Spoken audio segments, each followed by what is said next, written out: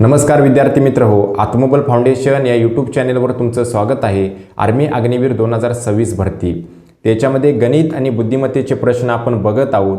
जे पेपर तुमचं झालेले आहेत त्या पेपरमधले हे गणित आणि बुद्धिमत्तेचे प्रश्न आहेत।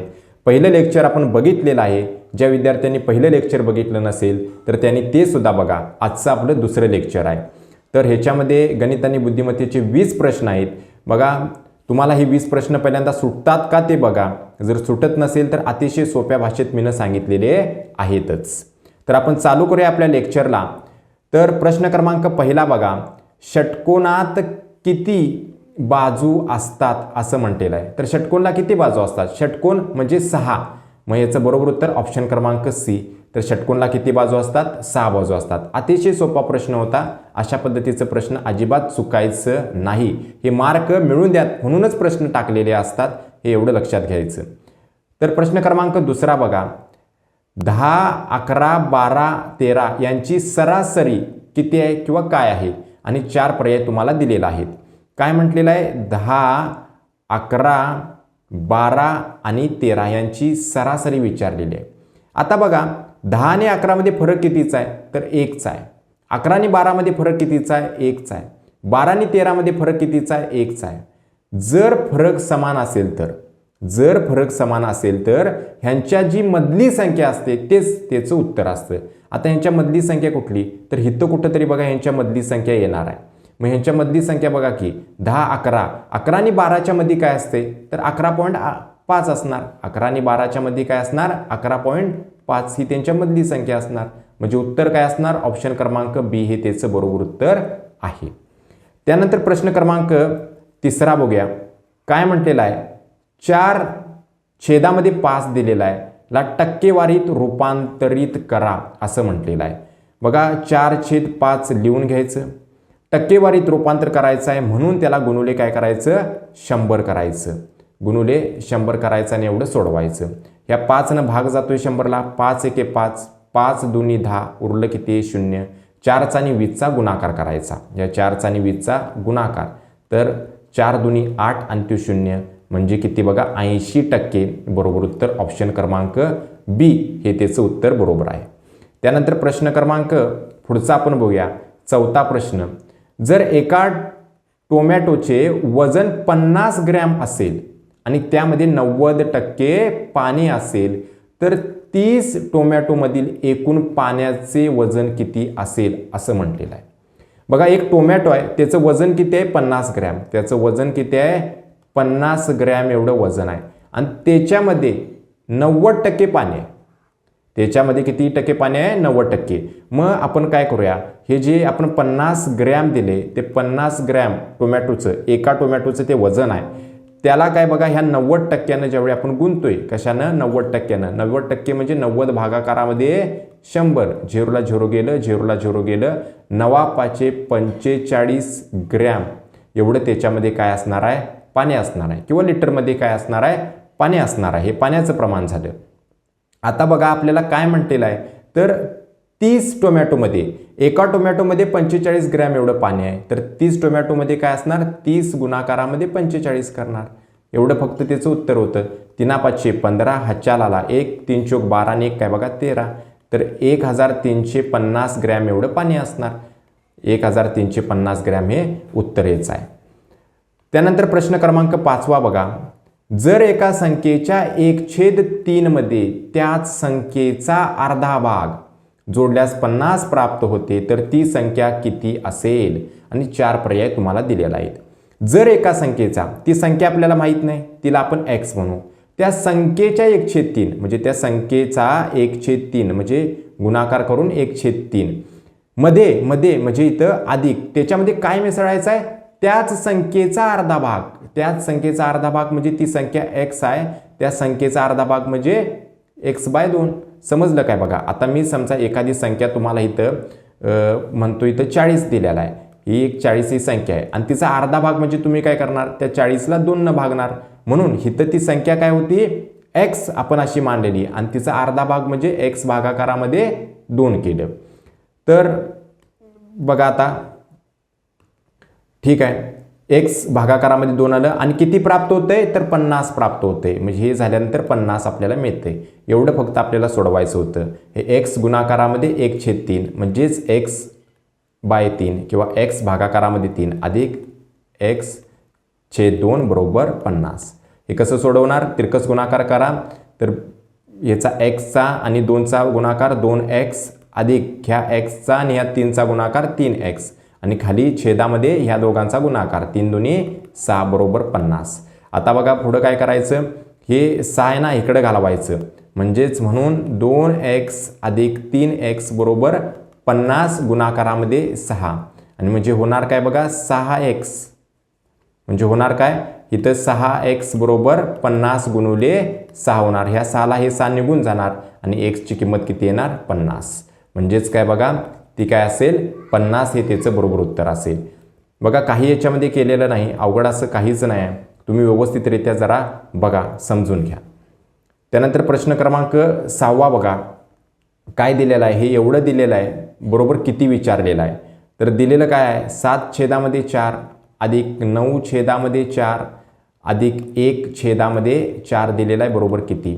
बघा हे सर्व जे अपूर्णांक दिलेले आहेत, म्हणजे ह्यो अपूर्णांक दिलेला आहे कुठला? हा अपूर्णांक बघा, हा अपूर्णांक बघा. तर बघा हा अपूर्णांक बघा, हा अपूर्णांक बघा आणि हा अपूर्णांक सुद्धा बघा. या तिन्ही अपूर्णांकामध्ये काय दिलेला आहे? जो तुमचा काय बघा छेद आहे तो छेद काय समान आहे आणि ज्यावेळी छेद समान असतोय त्यावेळी आपण अंशांची काय करतोय? बेरीज करतोय. तेच करायचं. मग अंशांची ते बेरीज करूया. म्हणजे 7 अधिक 9 अधिक 1 हे झाले तिघांचे अंश, त्याची बेरीज आणि खाली फक्त 4 लिहायचं. मग ह्यांची फक्त बेरीज 9 आणि 1 10, 10 आणि 7 17, 17 भागाकारामध्ये 4. आता परत हे पुढं सोडवायचं आहे तर 4 आपण भाग घालूया. इथं 4 1 4 4 चोक 16 म्हणजे उत्तराची सुरुवात 4 न असणार आणि ती फक्त एकाच पर्यायात आहे, ऑप्शन क्रमांक बी मध्ये. बाकी कुठल्याच पर्यायात नाही बघा उत्तराची सुरुवात 4 न. म्हणून त्यामुळे उत्तर हेच येणार आहे. तुम्ही सोडवून बघा. ठीक आहे. पुढं त्यानंतर प्रश्न क्रमांक 7 बघा 47चा वर्ग किती आहे? आता 47चा वर्ग म्हणजे 47चा वर्ग असा लिहिला जातोय. याचा अर्थ 47 गुणुले 47 2 वेळा त्यांचा काय असतोय? गुणाकार असतोय. हे 47 गुणुले 47 केल्यानंतर उत्तर येणारच आहे. परंतु सोपी पद्धत एक सांगतो तुम्हाला. काय करायचं आहे? 47चा वर्ग करायचा आहे, त्याचा बेस घ्यायचा किती? 50. बेस किती घ्यायचा? 50. मग मला सांगा हे 47 50 पेक्षा कमी आहे का जास्त आहे? किती न कमी आहे?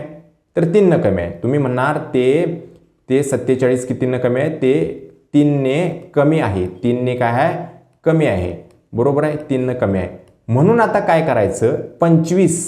25 ही संख्या काय बघा आता धरायचं. जी काय गोष्ट आहे ती 25ला धरून करायची. 25 मधनं 3 कमी करा. 25 मधनं 3 कमी केल्यानंतर येते किती?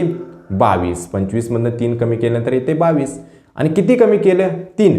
ते 3चा वर्ग करायचा 09. 22 09 आणि तो 09 2 डिजिटमध्ये लिहिलेला आहे. कारण का? इथं वर्ग आहे म्हणून. वर्ग काय बघा एखाद्या संख्येचा 2 वेळा गुणाकार, म्हणून इथं काय बघा ते लिहायचं 09 हे 2 डिजिटमध्ये 2 अंकामध्ये लिहायचं. मग 22 09 पहिलाच ऑप्शन आहे बघा. पहिलाच ऑप्शन हे त्याचं बरोबर उत्तर आहे. हे अशा पद्धतीनं काय बघा ही सोपी पद्धत आहे. हे तुम्हाला बघा असे प्रश्न येणार त्यावेळी तुम्हाला काय बघा सांगतो, त्यानंतर तुमच्या ते लक्षात येणार. त्यानंतर 8 नंबरचा प्रश्न बघा 10 100 आणि 10,000 या संख्यांना कोणत्या संख्यांनी भाग जातो? डोळं झाकून लक्षात ठेवायचं.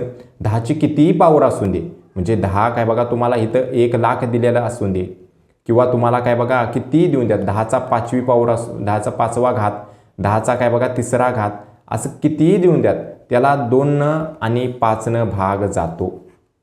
त्याला 2 आणि 5 भाग जातो. हे डोळं झाकून काय बघा लक्षात कायम ठेवायचं. मी काय सांगतोय ते तुम्हाला लक्षात येते काय बघा.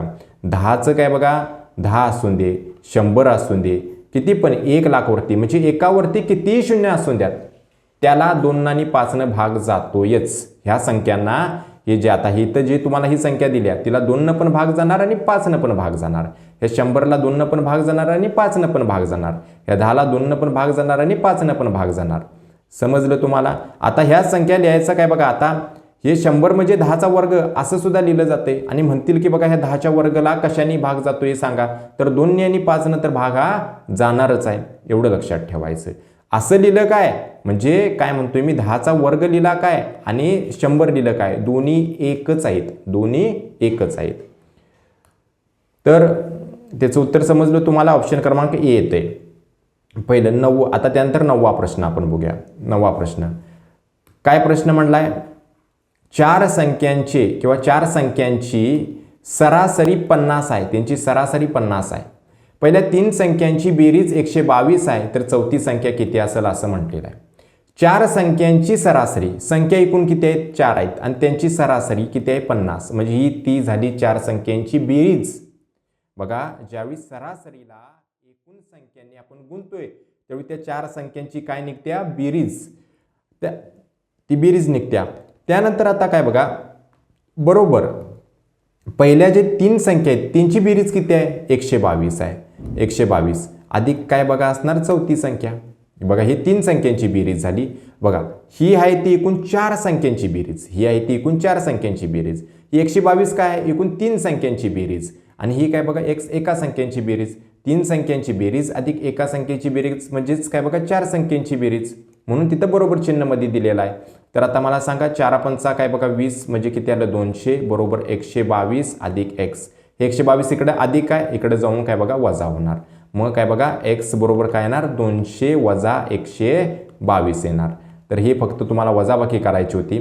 200तनं 120 गेलं की 80 येणार, म्हणजे काय बघा 78 हे बरोबर त्याचं उत्तर आहे का 78. ऑप्शन क्रमांक डी हे त्याचं बरोबर उत्तर आहे.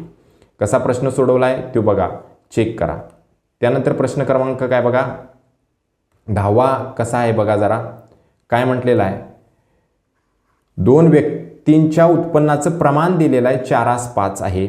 जर पहिल्या व्यक्तीचं उत्पन्न 20,000 असेल असं म्हटलेलं आहे, जी पहिली व्यक्ती आहे तिचं उत्पन्न 20,000 असेल तर दुसऱ्या व्यक्तीचं उत्पन्न किती असेल असा प्रश्न आलेला आहे. बघा 2 व्यक्ती आहेत, एक व्यक्ती आपण म्हणूया ए आणि एक व्यक्ती दिलेले बी, त्यांचं उत्पन्नाचं प्रमाण दिलंय 4:5. 4:5 हे कसलं प्रमाण आहे, उत्पन्नाचं प्रमाण आहे, उत्पन्न आहे त्यांचं हे. आता हे झालं प्रमाणामध्ये दिले आणि काय बघा एका व्यक्तीचं बघा आपण ह्या एचं म्हणूया, एचं उत्पन्न 20,000 हे काय बघा दिलेलं आहे, हे रुपयामध्ये दिलेलं आहे आणि तुम्हाला प्रमाण म्हणजे युनिटमध्ये किती दिलंय, म्हणजे ह्या 4ची किंमत 20,000 रुपये दिलेली आहे.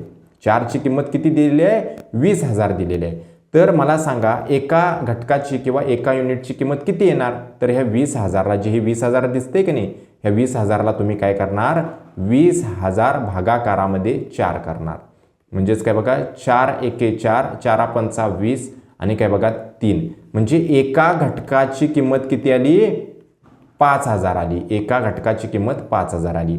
आता तुम्हाला काय बघा दुसऱ्या व्यक्तीचं उत्पन्न तिचं बघा युनिटमध्ये किती दिले 5 दिले, म्हणजे घटकामध्ये 5 दिले, एका घटकाची किंमत किती आहे 5,000 आहे. तर मला सांगा 5 घटकांची किंमत किती असणार, ह्या दोघांचा गुणाकार करणार, म्हणजेच काय बघा 5,000 गुणुले 5 करणार, 5 किती झालं 25, म्हणजेच काय बघा 25,000 हे त्याचं बरोबर उत्तर आहे. ऑप्शन क्रमांक बी हे त्याचं बरोबर उत्तर येते.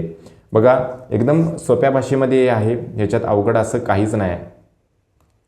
त्यानंतर काय म्हटलंय प्रश्न क्रमांक 11वा, एका वर्तुळाची त्रिज्या 35 सेंटीमीटर आहे, त्याचा परिघ किती असेल असं म्हटलेलं आहे. वर्तुळाचा परिघाचं सूत्र, वर्तुळाचा परिघ बरोबर 2πr, वर्तुळाचा परिघ किती असतोय 2πr हे सूत्र आहे. आता काय बघा तुम्हाला काय बघा 2 गुणिले पायची किंमत 22/7 असते, त्याची त्रिज्या दिलेली आहे काय बघा 35 सेंटीमीटर ही दिलेली आहे की नाही, तीच फक्त मी टाकलेली आहे, बाकी काही केलेलं नाही.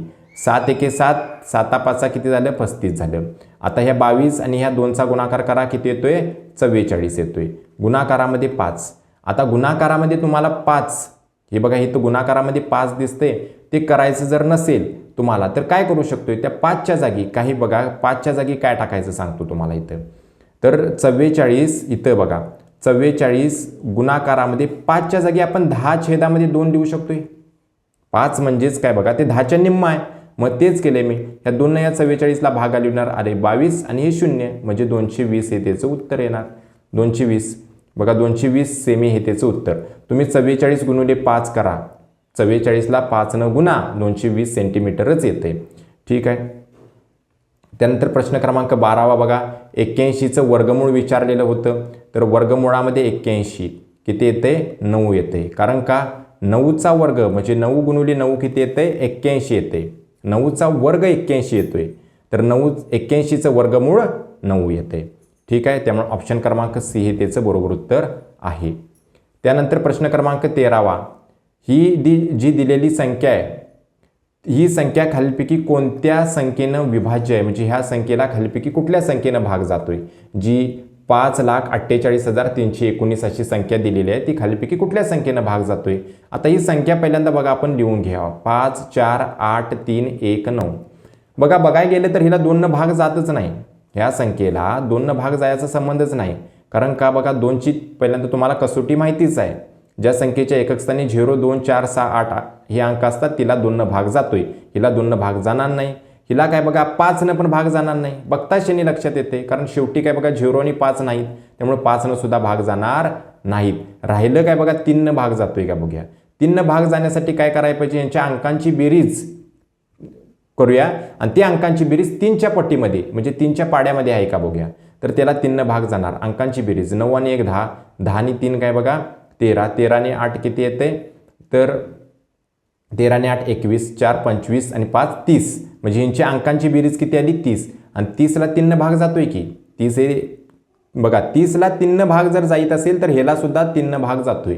त्यामुळे ऑप्शन क्रमांक बी हे त्याचं बरोबर उत्तर आहे. ठीक आहे. त्यानंतर प्रश्न क्रमांक 14 बघा कसा सोडवायचा. ह्यांची फक्त बेरीज करायची होती. तर 41.25 आहे तसं लिहूया. पॉईंटच्या खाली पॉईंट लिहायचा, दशावचिन्हाच्या खालीच दशावचिन्ह लिहायचं. त्यानंतर ते काय बघा 23 इकडं आहे आणि 8 इकडं पुढे येते. अधिक यांची बेरीज करायची. 5 आणि 3 8, 2 आणि 2 4, इथं पॉईंट आहे तसाच. 1 आणि 8 9 आणि 4 49.48. ऑप्शन क्रमांक बी हे त्याचं बरोबर उत्तर आहे. त्यानंतर प्रश्न क्रमांक 15 बघा. एक कार आहे. तर एक कार 3 तासात 51 किलोमीटर प्रवास करते. तर 5 तासात किती अंतर जाईल असं म्हटलेलं आहे. काय म्हटलेलं आहे? सोपा प्रश्न आहे. ह्याच्यामध्ये काहीच नाही. ह्यो स्पीड आणि डिस्टन्स टाईमवरती आधारित आहे. तर काय म्हटले बघा 3 तासामध्ये ती 51 किलोमीटर जाते. तर 5 तासामध्ये ती किती किलोमीटर जाईल हे एवढं फक्त सोडवायचं आहे. काय करतोय आपण? ह्याचा आणि ह्याचा गुणाकार करतोय. तर म्हणजे काय बघा 51 गुणिले 5 करतोय आणि त्याला छेदामध्ये 3 घेतोय. 3 छेदामध्ये घ्यायचं. आता भाग हलवा. 3 ने 51ला भाग जातोय. 3 1 3, 3 1 3 उरलं 2, 3 7 21, 17 गुणिले 5 किती येते? 85. 17 गुणिले 5 85 हेच त्याचं उत्तर आहे. तर 17 गुणिले 5 करून बघा. तर 17 5 85, 17 20 पर्यंत तरी पाठ ठेवा. त्यामुळे हे प्रश्न तुम्हाला फटाफट सुटून जातील. त्यानंतर प्रश्न पुढला बघूया. 16वा प्रश्न काय म्हटलेला आहे? ही जी अक्षर मालिकेतील पुढील पद ओळखायचं आहे आणि ही अक्षर मालिका दिलेली आहे. P, N, L, J आणि H ही अक्षर मालिका दिलेली आहे. Pचा नंबर किती असतोय? 16 असतोय. N किती? 14 नंबर. त्यानंतर L किती बघा 12 number, J 10 number, H 8 number. बघायला गेलं तर काय बघा 2 कमी होत निघाले. येणार काय बघा 6 नंबरला कोण असते? F असते. त्यामुळे काय बघा हे बी हे त्याचं बरोबर उत्तर आहे.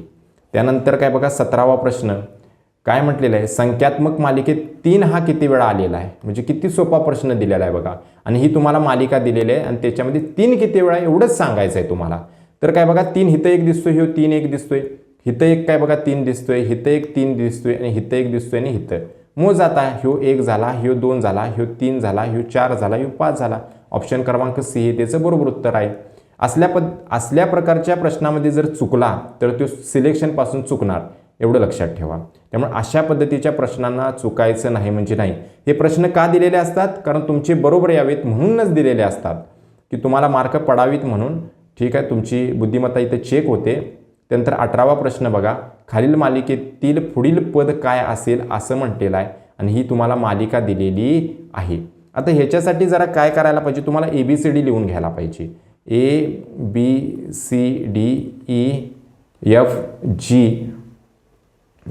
H IJKLM.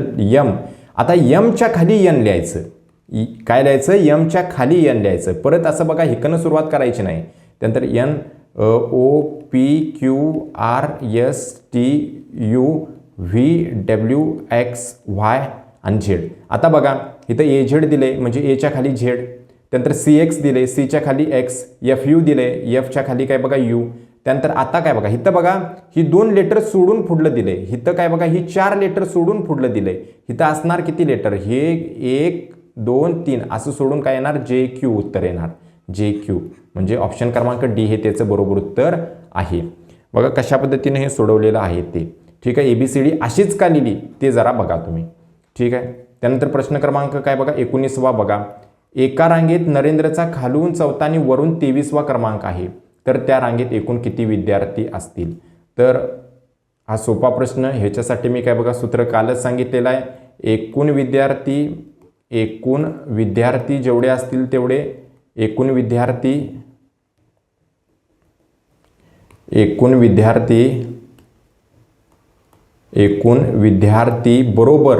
बरोबर वरून नंबर प्लस खालून नंबर अधिक खालून नंबर करायचा. वरून नंबर असून दे त्या विद्यार्थ्याचा, खालून नंबर त्या विद्यार्थ्याचा असून दे, त्याच्यातनं एक काय करायचा? वजा करायचा. एकूण विद्यार्थी आपल्याला काढायचा आहे. तर वरून नंबर किती आहे? त्याचा 4था आहे. इथे दिलं आहे बघा. त्याचा खालून नंबर 4था दिलेला आहे. खालून आणि वरून किती दिला आहे? 23वा. वरून नंबर 23वा, त्याचा खालून नंबर इथं 4था दिलेला आहे आणि त्यातनं एक वजा करा. तर 23 आणि 4 27. 27तनं एक गेलं की 26. म्हणजे एकूण विद्यार्थी किती आहेत? त्याच्यामध्ये 26 विद्यार्थी आहेत. आणि त्यानंतर बघा शेवटचा प्रश्न 20वा. खालील शब्दांना शब्दकोशानुसार म्हणजे डिक्शनरीनुसार लावायचा आहे. डिक्शनरीमध्ये कुठला शब्द पहिला येतोय किंवा ABCDमध्ये पहिला शब्द कुठला येतोय, कुठलं अक्षर पहिल्यांदा येते ते आपल्याला बघायचं आहे. हे क्लाउड दिलेला आहे. शुगर, प्राईस आणि थिप असं काय बघा तुम्हाला हे 4 शब्द दिलेले आहेत. त्याच्यातलं बघूया. बघा ह्याच्यात अवघड असं काहीच नाही. सीचा क्रमांक बघा इथं C वेगवेगळा आहेत. सीचा क्रमांक किती असतोय? 3 असतोय. एसचा क्रमांक किती असते? एसचा 19 असतोय. पीचा किती असतोय? P 16 असतोय. टीचा किती? T20 स्पर्धा असते. त्याच्यावरनं T20 हे लक्षात ठेवायचं. 3 19 16 20. मग ABCDमध्ये कुठलं पहिल्यांदा येते? C पहिल्यांदा. मग C ना ऑप्शन कुठला आहे बघा पहिला? ह्याच्यामध्ये C पहिल्यांदा आहे. ठीक आहे. आणि कशातच नाही. त्यामुळे ऑप्शन क्रमांक ए हे त्याचं बरोबर उत्तर आहे. तर अशा पद्धतीने हे 20 प्रश्न तुम्हाला समजलेत काय बघा. सोपे प्रश्न आहेत, अतिशय सोपे प्रश्न आहेत. हे आपलं लेक्चर काय बघा दुसरं आहे. पहिलं लेक्चर ज्यांनी बघितलं नसेल त्यांनी बघा. ही लेक्चर सिरीज आपण कंटिन्यू करणार आहे. रोज लेक्चर सिरीज आपण घेण्याचा प्रयत्न करणार आहे गणिताचे आणि बुद्धिमत्तेचं, की जेणेकरून जे येणारी तुम्हाला जी अग्निवीर आर्मीची जी एक्झाम आहे 2026ची, जी जूनमध्ये होणार आहे, पेपर होणार आहे, त्याच्यामध्ये गणिताचा आणि बुद्धिमत्ता अजिबात अवघड जाणार नाही. त्याच्यासाठीही आपण पेपर सिरीज घेणार आहोत. लेक्चर पूर्णपणे व्यवस्थितरित्या बघा. तुमच्या मित्रांना सुद्धा सांगा की अशा पद्धतीने लेक्चर्स चालू झालेले आहेत आत्मबल फाउंडेशन या चॅनेलवरती. चॅनेलचं नाव लक्षात ठेवा, आत्मबल फाउंडेशन. आत्मबल फाउंडेशन हे चॅनेलचं काय आहे? नाव आहे, फाउंडेशन. ह्याला सबस्क्राईब करा. सबस्क्राईब केल्यामुळे फायदा काय होईल? जो पण व्हिडिओ घेईन तो नवनवीन व्हिडिओ तुम्हाला येऊन मिळेल आणि त्याचा तुम्हाला फायदा होईल. ठीक आहे. तर आता इथं आपण थांबूया.